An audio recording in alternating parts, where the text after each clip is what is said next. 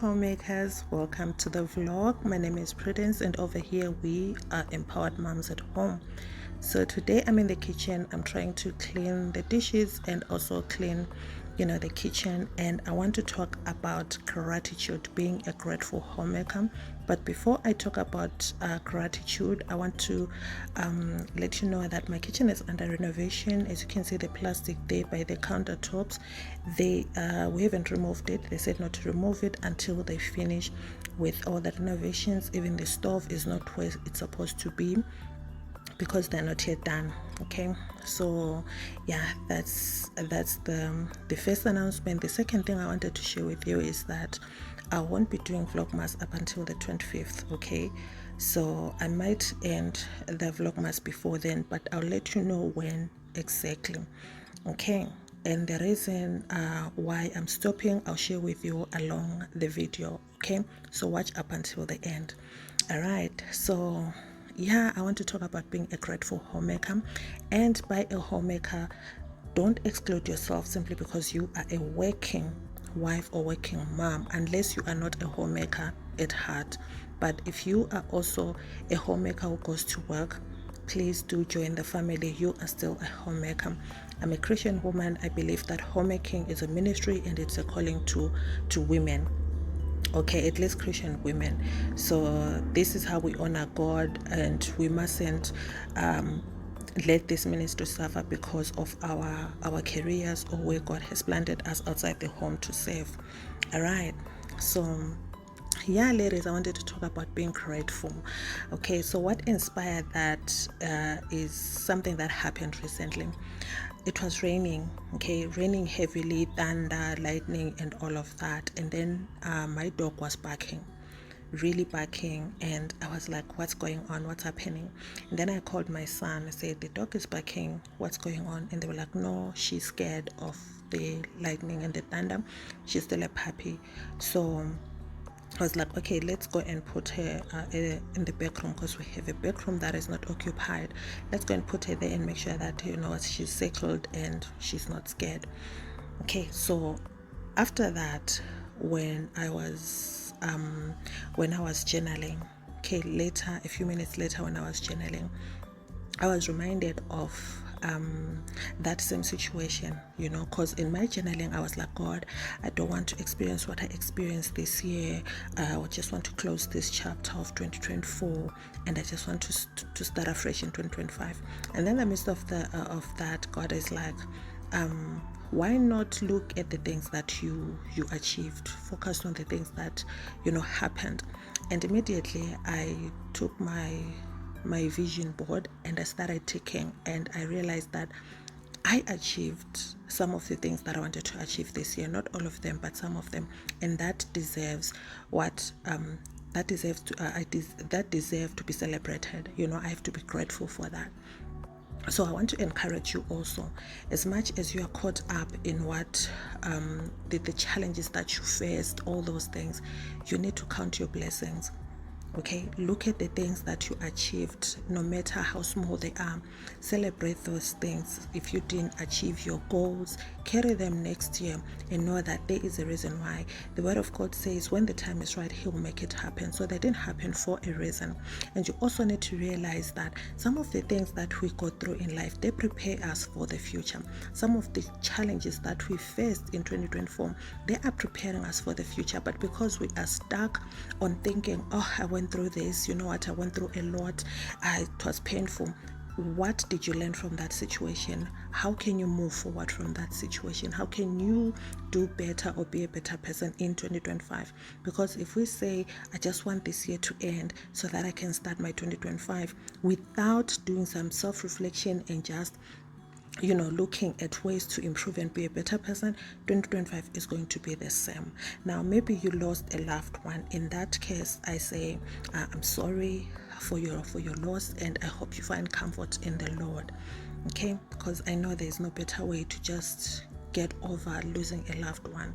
All right, so let me know in the comment section, what are you grateful for? For me, for one, I am grateful for the gift of life, ladies. There are a lot of people that died this year, not that they were sick, but they were involved in car accidents. These were people who left their homes thinking they were coming back, but they didn't come back. They died on the spot, and that hurts. That was painful. So you need to be grateful for the gift of life. You made it this far. So that should be something that you are grateful for, and realize that there are some things that happened that were supposed to kill us, but we are still standing. Okay? So count your blessings, not your sorrows. Just don't focus on complaining a lot. All right?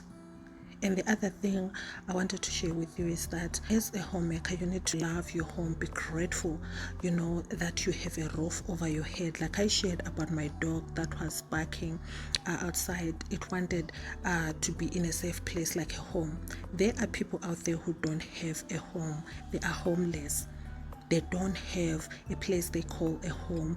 And when it's raining like this, where are they? They are running around looking for a place, maybe under the bridge, cardboard box, drums and stuff. And you have a home.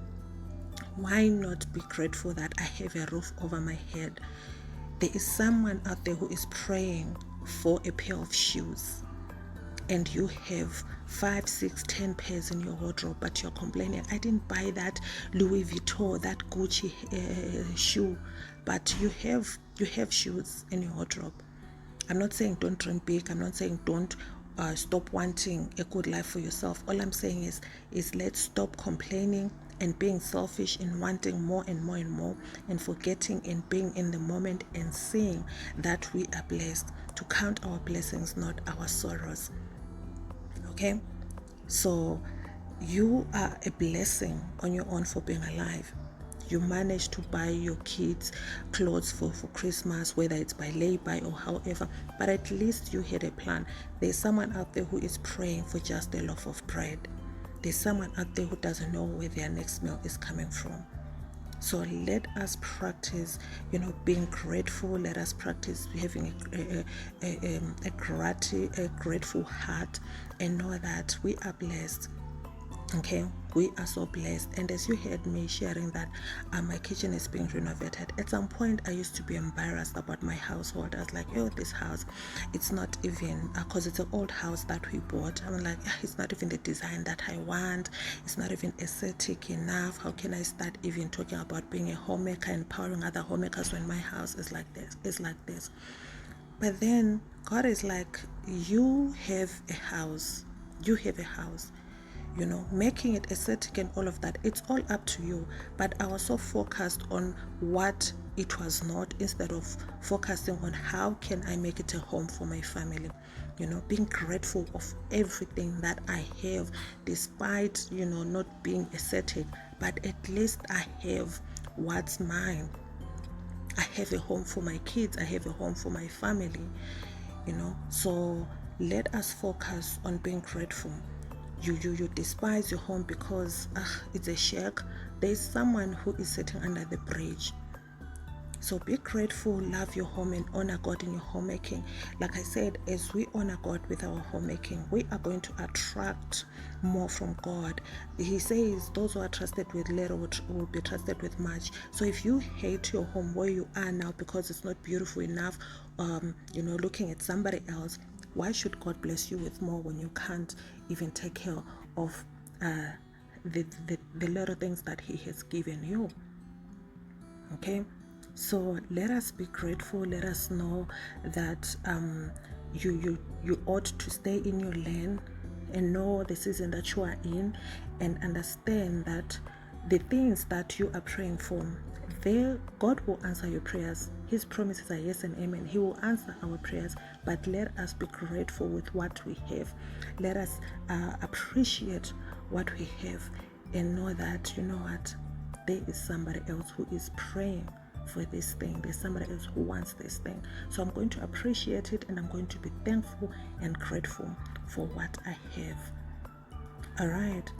So thank you so much for watching. Like I said earlier, I won't be recording up until 25 of December, the vlogmas, because this is a season for me where I get to reflect, do some self-reflection, also look back into the year, write down my goals, and start my prayer and fasting this month.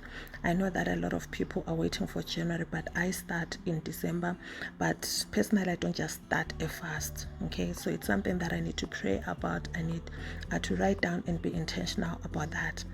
Okay, so yeah, I don't want any distractions to be thinking about putting out a video, editing, responding to comments and stuff. I just want to be fully invested and focusing on God. Okay, so yeah, there you have it. I really appreciate you all. So I think maybe my last video will be on the 19th, okay, next week, if not earlier than that, but I think 19th will be the latest. Okay, so thank you so much for watching. Don't forget to comment, to like, to subscribe, and also share. If you want another woman to hear this, share my videos and engage in the comment section. Remember, the algorithm loves engagement, and one way of supporting us creators is just liking our videos, and so that the algorithm may push our videos out. Okay, it's free, you don't have to pay for anything. All right, so thank you so much, ladies. I'll see you in my next video tomorrow. Have a wonderful and blessed day. Bye.